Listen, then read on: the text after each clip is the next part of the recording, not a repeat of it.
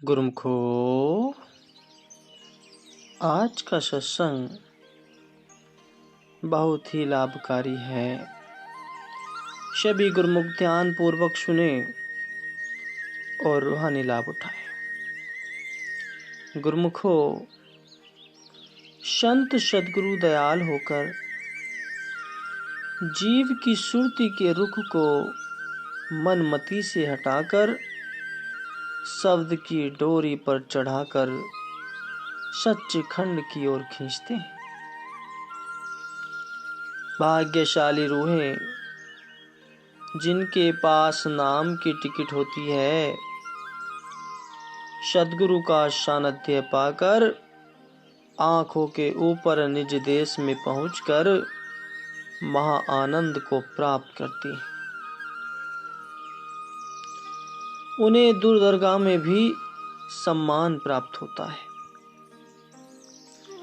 प्रभु के सिमरन दरगाह मानी, गुरु की मति तू ले ही आनी, भक्ति बिना बहु डूबे सियानी। प्रभु का सिमरन करने से दरगाह में सम्मान प्राप्त होता है। सत्पुरुष कथन करते हैं कि हे प्राणी, तू मनमति को त्याग कर गुरुमति ग्रहण कर, क्योंकि मन की चतुराई में फंसकर कई बुद्धिमान व्यक्तियों ने अपने जीवन को तबाह कर डाला है। स्वयं को बहुत बुद्धिमान समझने वाले परंतु मालिक की भक्ति से विमुख जीव काल की चाल में फंसकर अपना सर्वस्व खो बैठते हैं। ऐसे ही एक वृत्तांत है, सभी गुरुमुख ध्यान पूर्वक सुने। लुकमान बहुत बड़ा कलाकार था। उसे यह मालूम था कि मृत्यु अवश्य आएगी, इसलिए उसने काल से बचने के लिए एक युक्ति सोची।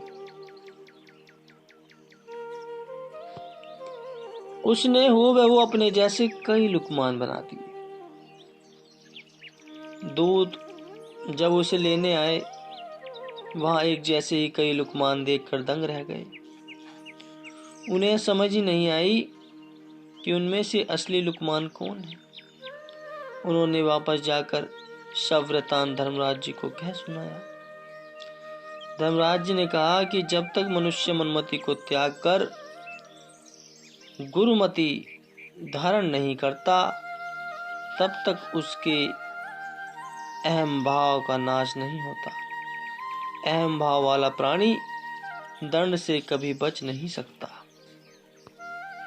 अबर करतूती सगली जमु डाने, गोविंद भजन बिनु तिलु नहीं माने।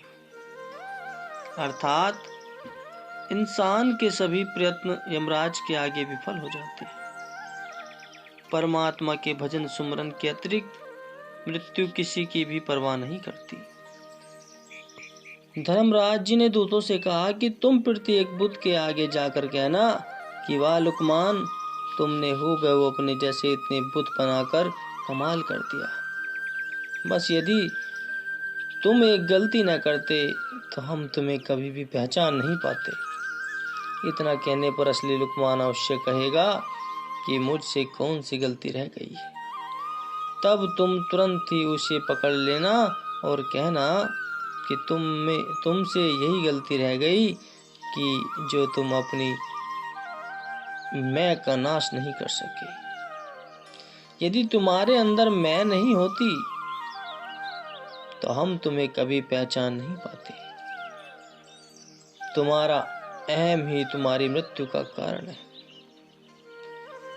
अहम दीर्घहु रोगु है, दारू भी इशु माही, कृपा करे जो आपनी ता गुरु का शब्द कमाही, नानक कहे सुनु जनहु, इतहु सजामी दुख जाही। अर्थात अहंकार एक बहुत बड़ी बीमारी है। इसका उपचार करने की औषधि भी है। यदि सतगुरु देव जी इसकी कृपा हो जाए तो जीव सतगुरु के उपदेश अनुसार चलता हुआ इस बीमारी से सदा सदा के लिए छुटकारा पा सकता है। सत्पुरुष कथन करते हैं कि गुरु शब्द से अहम का नाश करके जीव यम दंड व 84 के चक्र से मुक्ति प्राप्त कर सकता है। इसके अतिरिक्त इस दुख से छूटने का अन्य कोई उपाय नहीं है। संत सद्गुरु संस्कारी रूहों को सच्चिखंड की ओर खींचते हैं और सचेत करते हैं कि जिन संसारी वस्तुओं में चित्त अटकाकर सुख ढूंढने का प्रयत्न कर रहे हो, उन वस्तुओं से अपना दिल हटाओ। ये वस्तुएं सुख रूप नहीं अपितु दुखों का घर है। भगवान और संसारी जीवों के ख्यालों में बहुत भारी अंतर होता है। संसारी मनुष्य की जो रात है वह भक्तों का दिन होता है। जो भक्तों की रात होती है वह संसारियों का दिन होता है। जैसे दिन और रात का आपस में मेल नहीं होता, ऐसे ही भक्तिवान और मनमति वालों का आपस में मेल नहीं होता। भक्तिवान व्यक्ति का जिस तरफ मुख होता है, मनमुखों की उस तरफ पीठ होती है, और जिधर भक्तिवान गुरुमुख की पीठ होती है, मनमुख उधर मुंह होता है। सत्पुरुष फरमाते हैं कि जिस अस्थायी घर को छोड़कर चले जाना है, उसमें तो जीव ने मन को रमा रखा है, और जहां अपने असली घर पहुंचना है उसकी इसे कोई चिंता फिक्र नहीं है। कहते हैं कि जो जीव सद्गुरु के चरणों का आश्रय ले लेते हैं, वे बंधन मुक्त होकर अपनी मंजिल तक पहुंच जाते। मन मुख सदैव विषय विकारों की गंदगी में सुख को ढूंढते, परंतु परिणाम में असफलता ही हाथ लगती है, क्योंकि वे सत्य वस्तु का त्याग करके उसकी परछाई के पीछे भागते।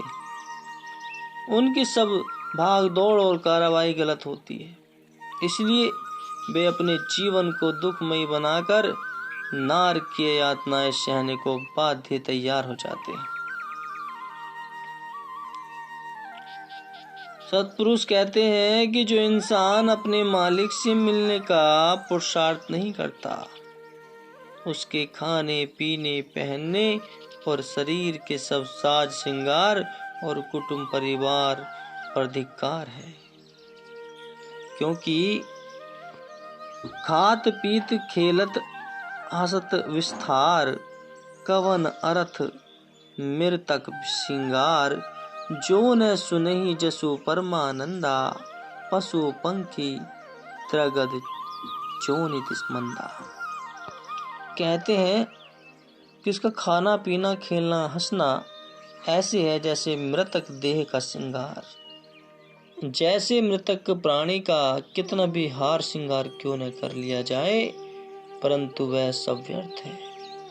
जो जीव प्रभु का यश नहीं सुनते, उनके लिए कथन करते हैं कि वे पशु पक्षी एवं अन्य नीच योनियों में से भी निम्न स्तर के, क्योंकि उन्होंने तो एक योनि भुगत ली है, जबकि मनुष्य नए सिरे से 84 खरीद रहा है। जो संत सत्पुरुषों का हुक्म मानकर अपनी सुरती को आंखों के मध्य बिठाते हैं, वे वास्तविक खजाने को प्राप्त कर लेते हैं। इसके विपरीत जिनकी सुरती शब्द में नहीं लगी, वे काया और माया रूपी परछाई के पीछे दौड़कर अपना जीवन व्यर्थ गवा देते हैं। आम संसार भी इसी प्रकार विषय विकारों में सुख की तलाश कर रहा है, लेकिन उनमें सुख लेस मात्र भी नहीं है। फिर जिस वस्तु का जहाँ ठिकाना ही नहीं, उस वस्तु को वहाँ ढूंढने से क्या लाभ। जीव व्यर्थ की इस उधेड़ बुन में अपने अनमोल समय को नष्ट कर रहा है। भाग्य से जब जीव को पूर्ण संत सद्गुरु का सानिध्य प्राप्त हो जाता है, तब उसे वास्तविकता का बोध होता है और यह ज्ञात होता है कि सुख का खजाना तो उसके अपने भीतर ही है, जिसकी वह बाह्य सामानों में खोज कर रहा है। संत सत्पुरुष सदैव परोपकार के लिए जगत में आते हैं। वे अपने तन पर कष्ट सहन करके जीवों को सच्चे सुख का मार्ग दृष्टित करते हैं। अपनी दरियादिली से शव पर प्रेम बरसाकर उनकी सुरती की धारा को विषय वासनाओं की गंदगी से निकालकर सच्चे शब्द से जोड़ देते हैं और सुखों के अथाह सागर में लीन कर देते हैं। वह नाम रूपी अमोलक रत्न सद्गुरु की अनुकंपा के बिना प्राप्त नहीं हो सकता। वाणी में वर्णन आया है, बिनु सतगुरु हरि नाम न लगे ही लख कोटि कर्म कमाऊं। अर्थात सतगुरु की कृपा के बिना सतनाम की प्राप्ति नहीं हो सकती। चाहे जीव कितने भी कर्म क्यों न कमा ले, भाव यह है कि अनेक जब तप व तीर्थ नियम उस करने के पश्चात भी जीव को केवल पुस्तकीय ज्ञान से सच्चे नाम की प्राप्ति नहीं हो सकती। संतों की कृपा से ही इसे सत्य असत्य का विवेक मिलता है, वे ज्ञान चक्षु खुलते हैं। सद्गुरु सदैव यही ज्ञान उपदेश देते हैं कि आनंद का स्रोत मनुष्य के भीतर विद्यमान है, लेकिन अज्ञानतावश मनुष्य इसकी खोज नहीं करता। बाह्य जगत व जगत के मिथ्या पदार्थों में खोज करता फिरता है। जब तक मनुष्य के अपने घट में ज्ञान का प्रकाश नहीं होता, तब तक अंधकार में भटकता हुआ जीव दुखी व परेशान ही रहेगा। सद्गुरु ही अंतर में ज्ञान का प्रकाश करने की युक्ति समझाते। हरि कृपा ते संत भेटिया नानक मणि प्रकाशु।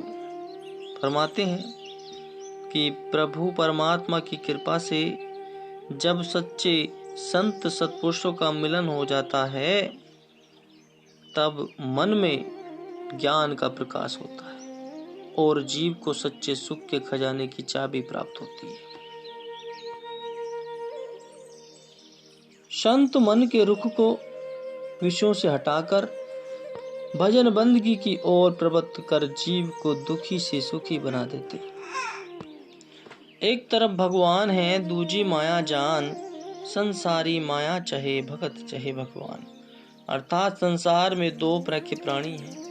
एक वो हैं जिनके मन में केवल मालिक की आस होती है, उनके मन में मालिक के अतिरिक्त किसी अन्य की चाह नहीं होती। दूसरी प्रकृति के लोग माया के दास होते हैं, उन्हें हर समय केवल माया का ख्याल लगा रहता है, लेकिन अफसोस माया भी इनका साथ नहीं देती और वे खाली हाथ संसार से कूच कर जाते हैं।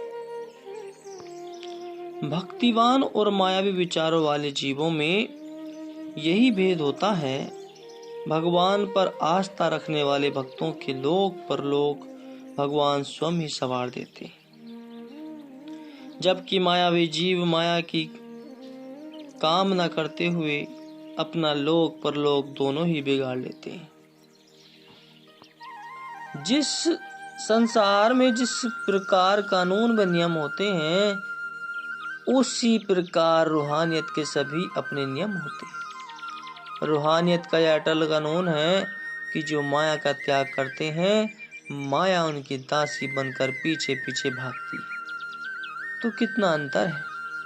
जिस माया के पीछे संसारी जीव मारा मारा फिरता है, वही माया भक्तों की दासी बनने को आतुर रहती है। इसलिए संत सतगुरु तो रूहानी बादशाह हैं, वे हमें माया के चुंगल से सावधान रहने का शब्द उपदेश देते हैं, ताकि माया स्वप्न में भी दुखी व परेशान न कर सके। जो मनुष्य अहम भाव का त्याग कर जो संतों की शरण ग्रहण करता है, वह पल में ही मुक्त हो जाता है। फरमाते हैं कि हरि के भजन बिना स्वप्न में भी दुख प्राप्त नहीं हो सकता। गुरु साहिब जी कथन करते हैं कि वही इंसान आनंद में है जो प्रभु के नाम और महिमा का गायन करता है। शेष संसार को तो माया ने अपनी कठपुतली बना रखा हुआ है। मायाग्रस्त जीव कभी निर्भय पद को प्राप्त नहीं कर सकते। कबीर साहिब जी कहते हैं, कबीर सब जग निर्धना, धनवंता नहीं कोई, धनवंता सोई जानिए, सतनाम धन होय। परंतु परम संत श्री कबीर साहिब जी कथन करते हैं कि यह सारा संसार निर्धन है, इसमें कोई भी प्राणी धनवान नहीं है। धनवान केवल वही है जिन्होंने मालिक के नाम का आधार लिया हुआ है। माया से प्रीत करने वाला कभी धनवान व सुखी नहीं हो सकता। इस संसार में प्रत्येक जीव सुख की कामना करता है और कभी स्वप्न में दुख का मुख नहीं देखना चाहता। वह दिन रात जितना पुरुषार्थ करता है वह सुख के लिए ही करता है, परंतु मनमति व ज्ञानता के कारण उसके कर्म सुख वाले नहीं होते। मन एवं माया के प्रभाव के कारण उसकी बुद्धि मायावी दायरे तक ही सीमित रहती है और वह सुख व शांति की खोज भी इन्हीं संसारी पदार्थों में करने की चेष्टा करता है। ऐसे में भला उसे सुख व शांति कैसे प्राप्त हो सकती है? मनमुख सदा मनमति के रास्ते को ही उचित मानना चाहता है, जिसके फलस्वरूप पांचों चोर उस पर हावी हो जाते हैं और उसका सारा धन लूटकर उसे कंगाल कर देते हैं। मन के ख्यालों पर चलने के कारण उसका जीवन नरक बन जाता है। मनमति सदैव गुरुमति से नष्ट होती है, प्रज्ञानता का तिमिर ज्ञान के प्रकाश से हटता है। यह तभी संभव है जब जीव सद्गुरु की शरण ग्रहण करता है। उनकी रहनुमाई में चलकर जीव की बुद्धि से माया व भ्रमों के आवरण हटने लगते हैं और वह अपनी मंजिल को पाकर सच्चे सुख का अधिकारी बन जाता है। बोलो जयकारा, बोल मेरे श्री गुरु महाराज जी की जय।